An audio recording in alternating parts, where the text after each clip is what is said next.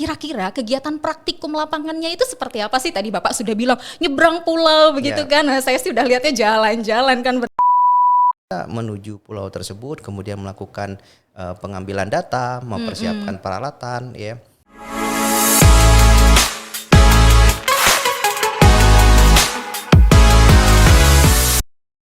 Assalamualaikum warahmatullahi wabarakatuh. Halo para sivitas akademika Universitas Bangka Belitung.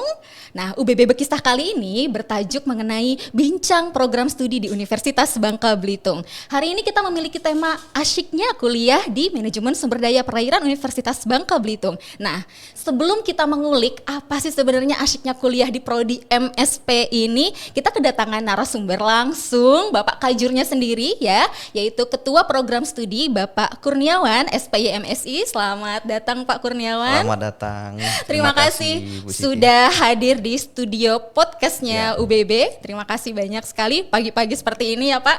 Oke, Bapak, sebelum kita mengulik langsung ya mengenai tema kita pada pagi hari ini, asyiknya kuliah di MSP UBB. Nah, bisa disampaikan sedikit apa sih sebenarnya MSP itu? Itu kan kependekan ya Bapak ya. Boleh sedikit dijelaskan Pak, Prodi MSP itu apa? Baik, terima kasih Bu Siti. MSP itu kepanjangannya Manajemen Sumber Daya Perairan. Nah, terdiri sebenarnya Manajemen Sumber Daya Perairan. Nah, kita berbicara terkait sumber daya perairannya dulu ya, Bu Siti ya. Boleh, sumber Pak. daya perairan itu ada sumber daya biotik dan sumber daya abiotik. Nah, di situ banyak yang bisa kita kaji. Entah itu terkait kondisi jenisnya, jenis terumbu karang, jenis lamun, jenis mangrove, sumber daya ikan, bentos, dan lain-lain. Nah, kemudian kita juga berbicara terkait habitatnya. Nah, habitatnya itu seperti apa, kondisi habitat yang dibutuhkan oleh setiap biota tentunya berbeda-beda. Kemudian yang terakhir yang kita bicarakan itu terkait genetik. Nah, itu Bu Siti ahlinya bioteknologi, bukan saya. Harusnya Bu Siti yang bisa menjelaskan lebih dalam terkait ini. Nah, kurang lebih karena seperti itu kita akan banyak ke lapangan untuk melakukan identifikasi jenis biota, pengambilan data. Ya. Kita akan banyak jalan-jalan. Wah, seru berarti ya sebenarnya ya. Makanya kenapa ke pulau-pulau. Iya, makanya temanya asyiknya ya kuliah di MSP. Ini lebih banyak jalan-jalannya apa lebih banyak di kelasnya ya Pak ya kira-kira? Ini 50-50. 50-50 presentasinya sama ya. Oke. Tidak hanya jago di lapangan tapi secara teori juga harus jago ya menuliskan atau membahasakannya ke dalam sebuah tulisan itu tetap harus bisa. Nah, kemudian kata yang di depannya manajemen. Manajemen ini kan sering yang tadi kita diskusikan ya, sering salah masuknya ke manajemennya ekonomi ya. Nah, di sini manajemen itu padanan katanya keberlanjutan, ya, pengelolaan yang kedepannya supaya biota-biota tersebut ya habitatnya ya, tetap terjaga. Nah, bagaimana pengelolaannya? Di situ ada analisis ya, sehingga arahnya adalah menemukan sebuah kebijakan yang pas dalam pengelolaan sumber daya perairan yang berkelanjutan. Kurang lebih seperti itu gambaran umumnya. Seru sekali ya Pak. Soalnya tadi ya kita sempat diskusi ya tadi ya sebelum mulai kayak gini karena ada beberapa ya bukan dibilang kasus juga sih. Cerita dari mahasiswa, Bu, saya ini masuk ke manajemen sumber daya perairan, dikiranya ini fakultas ekonomi loh Bu, yang jurusan manajemennya ya Allah. Iya, jadi mereka tuh sebenarnya ya teman-teman adik-adik mahasiswa ya, calon-calon mahasiswa perlu mungkin ya nanti kita di sini coba untuk klarifikasi klarifikasi bahwa manajemen sumber daya perairan ini sebenarnya masuk ke dalam fakultas apa sih Pak? Bidang apa? Seperti itu kira-kira? Ya, kalau bidangnya eksakta. Ya. Kalau manajemennya fakultas ekonomi kan sosial science ya. Nah, kalau manajemen sumber daya perairan di eksakta. Rumpunnya rumpun bidang perikanan. Oke, perikanan ya. Cuma kita tidak hanya berbicara terkait perikanan saja, ya, aspek sosial juga dilihat di situ. Berarti memang luas sekali ya manajemen sumber daya perairan ini. Jadi tadi sudah disampaikan oleh Pak Kurniawan, kita belajar tentang lingkungannya ya di sana. Kemudian juga kita belajar mengenai sosialnya gitu ya. Terkait dengan ekonomi ada Pak di manajemen sumber daya perairan ini kaitannya? Ya. Terkait ekonomi ya turunan dari kondisi sosial ya, kebutuhan dari masyarakat pesisirnya, ya, yang ujung-ujungnya adalah ekonomi. Ya, pemanfaatan sumber daya yang bisa menjadi nilai ekonomi itu juga dikaji, yang tentunya tetap kita melihat kondisi keberlanjutannya. Jadi kita tidak hanya menurutkan keinginan saja, ya, memanfaatkan, wah ini potensinya banyak nih kita tangkap sebanyak-banyaknya. Namun di situ juga ada faktor keberlanjutan yang harus kita lihat, yang istilahnya itu ketika kita sudah cukup, ya sudah cukup, kita ada batasan dalam pemanfaatannya, tidak hanya melihat sudut pandang ekonomi. Namun di situ juga valuasi ekonominya juga sangat penting dikaji dalam arahan kebijakan keberlanjutan tadi. Menarik ya Pak ya. Menarik karena kita berada di kepulauan. Ya, baik itu negaranya, kita negara kepulauan, ataupun kita berada di kepulauan sendiri ya, provinsi kepulauan Bangka Belitung, kita dikelilingi oleh laut ya, dan banyak sekali memang sumber daya perairan di sini. Maka sebenarnya program studi manajemen sumber daya perairan ini begitu apa ya istilahnya penting ya, berada di Universitas Bangka Belitung ini. Tempatnya yang tepat. Betul, berada di tempat yang tepat saat ini MSP ya. Kondisi geografis kita sangat mendukung untuk melakukan kegiatan riset, kegiatan pengabdian yang temanya wilayah kepulauan. Sepakat sekali ya Pak ya. Berarti ketika teman-teman mahasiswa atau adik-adik mahasiswa kita sedang kuliah teori, praktikum tinggal ke pantai terdekat. Ke pulau terdekat. Iya nggak sih? Ke pulau terdekat, ke pantai terdekat seperti itu. Boleh diceritakan sedikit lagi Pak mengenai kira-kira kegiatan praktikum lapangannya itu seperti apa sih? Tadi Bapak sudah bilang nyebrang pulau begitu kan. Nah, saya sih udah lihatnya jalan-jalan kan berarti. Namun bisa disampaikan singkat saja terkait dengan kegiatan praktikum lapangannya Pak. Ya. Kegiatan praktikum lapangan kita tentunya ada standarnya ya. Standar yang pertama ya standar keselamatan, karena kita berangkat ke pulau tentunya memiliki resiko yang tinggi dalam kegiatan praktikum. Namun itu sudah dipersiapkan semuanya.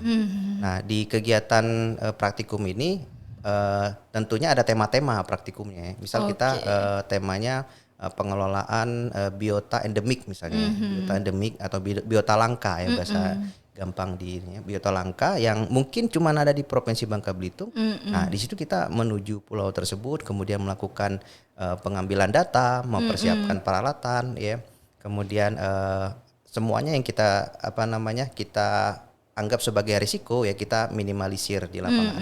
Kemudian pada saat pelaksanaan, semuanya sudah sesuai dengan standar, kan? Sudah ada standar yang sudah ditetapkan. Nah, intinya pada saat di lapangan jalan-jalan, jalan-jalan kita berkemah ya. Kalau memang di pulau tersebut sudah ada villa ya, kita pakai villa di situ sebagai tempat praktikum. Ya, kemudian snorkeling ya, diving kalau memang pada perairan cukup dalam. Intinya kita mengenali pulau tersebut, mempelajari biotanya ya. Kemudian nanti dirumuskan apakah dikonservasi, apakah biotanya tersebut masih bisa dimanfaatkan atau seperti apa. Wah, saya sudah membayangkan ya Pak.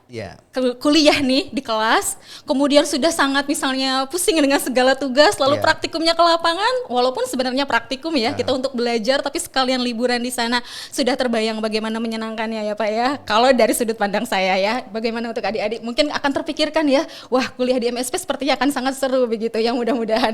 Oke, kita lanjut lagi, kan tadi sudah tentang apa sih MSP itu, kemudian tadi kita sudah berdiskusi apa saja praktikumnya. Nah, kira-kira nih terkait dengan ekstrakurikulernya ya, baik kokurikuler maupun ekstrakurikulernya yang kira-kira menunjang mahasiswa manajemen sumber daya perairan untuk bisa semakin mendalami atau semakin. Sebentar Bu Siti. Iya. Ini kan gimana, Pak? Saya ceritain di lapangan tadi. Oh iya. Nah, kalau yang di laboratorium. Oh iya, betul sekali. Di laboratorium. Iya, Ibu betul Siti Pak. kan ahlinya biotek ya. Ahlinya bioteknologi perairan. Taksonomi DNA bidangnya Bu Siti ini. Artinya bukan bidang sembarangan ya. Pak. Pengalaman pun di luar negeri, di Jepang itu cukup lama. Nah, silakan Bu Siti coba bercerita terkait bioteknologi. Apa sih yang kita lakukan di laboratorium? Jadi ini sebenarnya hostnya double. Enggak apa-apa. Ini juga double. Jadi ini bergantian. Hostnya dari MSP. Jadi ya oke, terima kasih Pak Kurniawan Ya. untuk pertanyaannya. Jadi ini bergantian ya, karena saya sendiri sebenarnya dari manajemen sumber daya perairan, baik kuliah S1-nya dari MSP, kemudian kuliah S2-nya juga manajemen sumber daya pantai ya, kelanjutannya. Seperti yang disampaikan Pak Kurniawan tadi, memang seperti itu ya Pak ya, segitu Ya. menyenangkannya sebenarnya, asyik sekali kuliah di manajemen sumber daya perairan ini karena tidak ada rasa jenuh sebenarnya ya. Banyak sekali pilihannya ketika kita sudah belajar teori, sudah belajar, berhitung misalnya dari bioekonomi perikanan, kemudian kita sudah identifikasi ikan, kita sudah belajar mengenai lingkungan dan lain-lain, lingkungan perairan tentunya.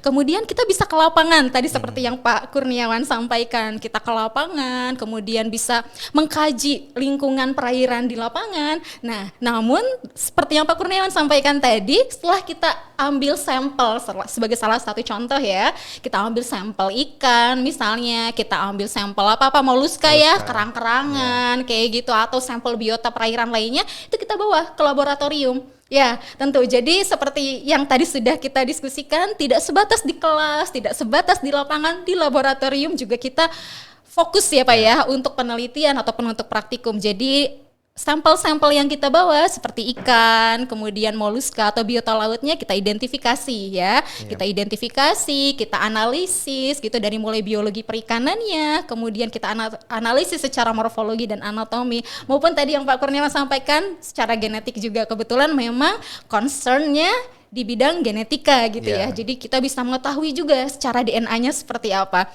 Memang ya seluas itu ya sebenarnya manajemen sumber daya perairan. Sangat luas.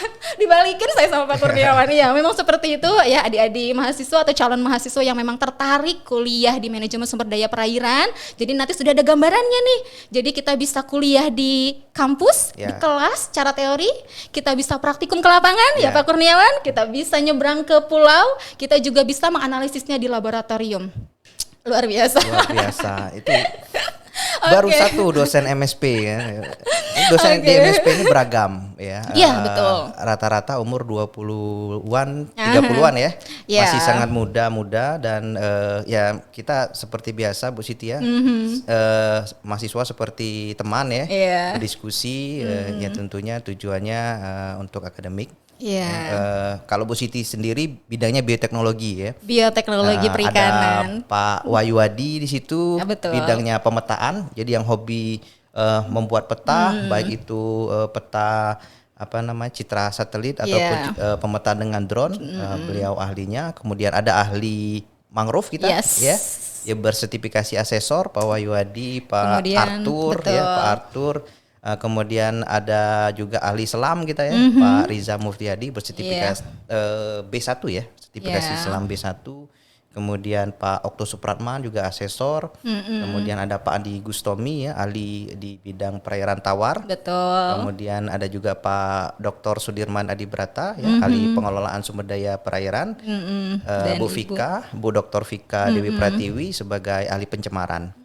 Luar biasa. Itu lengkap ya, paket lengkap di MSP. Selain kondisi geografis kita provinsi kepulauan ya, kita memiliki laboratorium pulau-pulau yang sangat luas ya. Betul, tentunya riset-riset Bu Aisyah juga menemukan biota fosil yang dianggap punah ternyata masih ada di Bangka Belitung. Masih ada di Bangka Belitung. Nah itu sangat menarik. Luar biasa. Bukan menarik buat Indonesia saja, tapi seluruh dunia melirik riset-riset kita. Betul, karena kita memiliki laboratorium alam, Pak. Itu yang paling penting ya. Mau ke pulau mana nih? Potensinya apa? Ya. Biota, sosial, ekonomi, masyarakatnya itu kajian yang sangat menarik di pulau-pulau di Bangka. Paket komplit ya, paket komplit. Jadi karena kita bisa mengkaji itu seperti tadi kan saya berbicara laboratorium di ruangan ya. Tapi sebenarnya laboratorium sesungguhnya adalah laboratorium di alam. Seperti itu yang benar-benar semua kompleks ada, mencakup dari mulai sosialnya ada, masyarakat nelayan, masyarakat pesisir ya. Kemudian environmentalnya, lingkungannya juga ada, biota perairannya juga ada. Jadi memang dengan kolaborasi dosen-dosen dari manajemen sumber daya perairan dengan segala keilmuannya, itu apa Avengers kita. Betul sekali Bu Siti. Ya kan, katanya kan superhero itu tidak lagi sendiri Iya. sekarang. Bukan lagi musimnya Zamannya Superman. Avenger ya. Sekarang musimnya itu Avengers. Jadi semua itu kumpul superhero di sana. Oke, Luar menarik biasa. sekali. Oke, Pak Kurniawan boleh balik lagi ke pertanyaan Oh, iya, tadi. Monggo, Ya, monggo. saya coba ya sebenarnya boleh diminum, Bu? Oh, boleh, mangga, silahkan diminum. Ya, sambil ditanya, Bu. Iya, sambil ditanya. Iya, terkait dengan tadi ko-kurikulum ya, ko-ekstrakurikuler dan ekstrakurikulernya, kira-kira kegiatan apa saja atau aktivitas mahasiswa apa saja yang sekiranya nanti bisa menjadi gambaran adik-adik calon mahasiswa yang ingin sekolah atau kuliah di program studi manajemen sumber daya perairan seperti apa sih, Pak? Boleh disampaikan. Oke, untuk kurikulernya kita ada beberapa kelompok apa namanya, kegiatan mahasiswa. Ya. Yang pertama itu PDC ya, Penguin Diving Club yang minatnya ke terumbu karang. Ya, di situ mendalami tentang selam. Ya, tentunya saat ini sangat dibutuhkan sertifikat, ya, sertifikasi selam, ya minimal A1 lah. Selam itu A1, A2, A3, A4. B1 dan B2. Nah, minimal A1 itu mereka punya sertifikat itu. Nah, terkait pengelolaan terumbu karang. Kemudian terkait pengelolaan mangrove ya, ada KETEM. Kelompok studi mangrove ya di MSP. Itu juga bersertifikasi ya. Outputnya harapannya memiliki sertifikasi dalam melakukan pengambilan data dan identifikasi mangrove. Kemudian terakhir Sekata yang baru terbentuk tahun kemarin kalau tidak salah, kelompok studi air tawar yang harapannya riset-riset air tawar, biota-biota endemik Bangka. Kalau saya kebetulan orang Bangka ya dulu sering mancing dapat ikan tempala, tempala ikan tanah. Sekarang udah susah nyarinya ikan tempala. Dan itu ternyata termasuk kategori ikan yang endemik. Ada beberapa jenis yang endemik ada di Bangka dan Belitung. Nah, itu menarik untuk memperdalam hasanah mahasiswa untuk belajar ya di luar kurikulum yang sudah disusun. Wah. Seperti itu. Berarti memang di luar dari tadi kegiatan akademiknya ya, baik itu kuliah teori di kelas, praktikum, baik itu di lapangan maupun di laboratorium, ternyata masih ada beberapa kegiatan-kegiatan di luar kegiatan akademik tadi ya, yang lebih menunjang keilmuan mahasiswa itu sendiri. Itu untuk keilmuan, tapi untuk minat misalnya yang hobi kegiatan bela diri misalnya itu ada kelompok UKO ya, olahraga, ada bulu tangkis, ada bela diri, ada apa lagi, hampir tenis ya, hampir semua cabang olahraga ada. Kemudian yang tertarik di kegiatan PMI itu tersedia luas di UBB ya, untuk kegiatan ekstra seperti itu. Dan juga kegiatan di luar kampus ya, organisasi-organisasi di luar kampus. Oke, baik. Berarti aktif sekali ya mahasiswa-mahasiswa kita ini dengan berbagai kegiatan yang ada baik di dalam kampus maupun di luar kampus. Namun seberapa jauh kira-kira Pak peran mahasiswa MSP untuk mengembangkan soft skill-nya di luar kampus? Maksudnya kegiatan lainnya, aktivitas lainnya yang mungkin ada kaitannya untuk lebih ke pengembangan soft skill. Nah, kira-kira ada tidak Pak ke arah sana? Pengembangan soft skill ya. Di MSP sendiri banyak mahasiswa dan alumni yang juara luar biasa. Di luar ya. Juara duta bahasa tingkat provinsi, juara 2 tingkat nasional ya. Putra Maritim 2 tingkat nasional ya. Kemudian juara debat bahasa Inggris ya. Yang sekarang mahasiswanya sudah S2 di Inggris ya. Di Newcastle. Itu bentuk-bentuk dari program studi juga mendorong mahasiswa untuk memiliki soft skill yang dibutuhkan ke depannya. Wah, berarti memang banyak yang aktif juga ya mahasiswa program studi MSP. Skala regional, tapi skala nasional dan internasional juga kita dorong. Betul, berarti di sini untuk adik-adik calon mahasiswa artinya tidak hanya bisa mengembangkan terkait dengan keilmuan saja ya. Jadi adik-adik bisa berkegiatan di luar kampus terkait dengan soft skill-nya. Seperti tadi duta bahasa, walaupun tidak ada kaitannya misalnya dengan manajemen sumber daya perairan ya gitu. Jadi sebagai duta bahasa, kemudian tadi yang debat bahasa Inggris sampai akhirnya melanjutkan kuliah S2 ya. di Inggris sana. Wah, oke, luar biasa. Oke, selanjutnya Pak, terkait dengan kolaborasi. Nah, kira-kira apakah ada kolaborasi atau aktivitas kegiatan dari program studi manajemen sumber daya perairan dengan NGO lingkungan hidup misalnya atau mitra-mitra di luar sana? Seperti apa bentuk kegiatannya kalau ada, Pak? Ya, NGO itu LSM ya. Ya, kurang lebih seperti itu. Kalau di manajemen sumber daya perairan sendiri, karena base-nya memang lingkungan ya, konservasi perairan, ya, tentunya sangat bersinggungan. Nah, banyak sekali kajian-kajian yang dilibatkan dari dosen MSP dan juga mahasiswa MSP dalam kegiatan-kegiatan baik itu di pemerintah pusat, pemerintah daerah, ya, perusahaan swasta dan NGO tadi.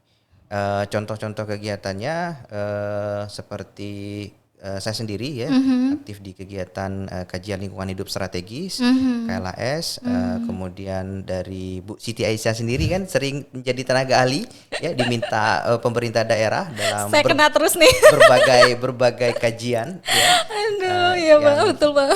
Yang pada intinya kita melakukan kegiatan pengabdian ya kalau di Tridharma dosen ya, dan itu tentunya tidak hanya menguntungkan satu pihak ya, dari pihak kampus juga MSP juga itu banyak belajar dari situ terkait aturan-aturan terbaru dan juga tentunya yang kita kolaborasikan ya perusahaan pemerintah daerah ya terbentukan dari kegiatan-kegiatan tersebut.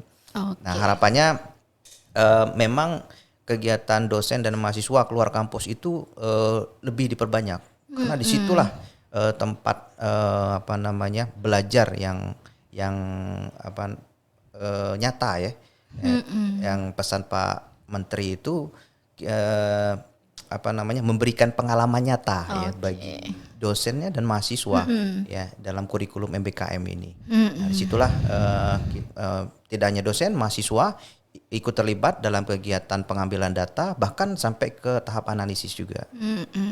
Seperti itu. Oke, berarti kolaborasi nyata ya, tidak hanya dari dosennya namun juga melibatkan mahasiswa di sana ya. Oke Bapak, terkait prospek kerja atau sebelum ke prospek kerja nih, sebenarnya gelar sarjana dari program studi manajemen sumber daya perairan ini apa sih Pak? Gelar sarjananya? Gelar sarjana SPI. Sarjana Perikanan. Sarjana Perikanan ya. Ilmu perikanan. Berarti kan di sini kan bisa jadi ada adik-adik calon mahasiswa kalau kuliah di program studi manajemen sumber daya perairan ini gelar sarjananya apa sih di belakang nama saya begitu kan ya. Nah, berarti SPI ya, Sarjana Perikanan. Oke. Terkait dengan sarjana perikanan ini, kira-kira prospek kerjanya di luar sana ketika kita sudah lulus dari program studi manajemen sumber daya perairan ini bisa jadi apa saja sih Pak kira-kira Pak? Ya, prospek kerjanya luas sekali Bu Siti. Ya, birokrat ya, jelas alumni kita juga banyak menjadi ASN di berbagai instansi baik itu di pusat ataupun di daerah. Kemudian menjadi peneliti ya di berbagai konsultan. Dan juga ada yang menjadi dosen, ya, menjadi dosen, menjadi pendidik, dan juga ada juga yang berwirausaha, memiliki konsultan sendiri, bahkan sekarang sudah memiliki perusahaan yang menyediakan jasa lingkungan.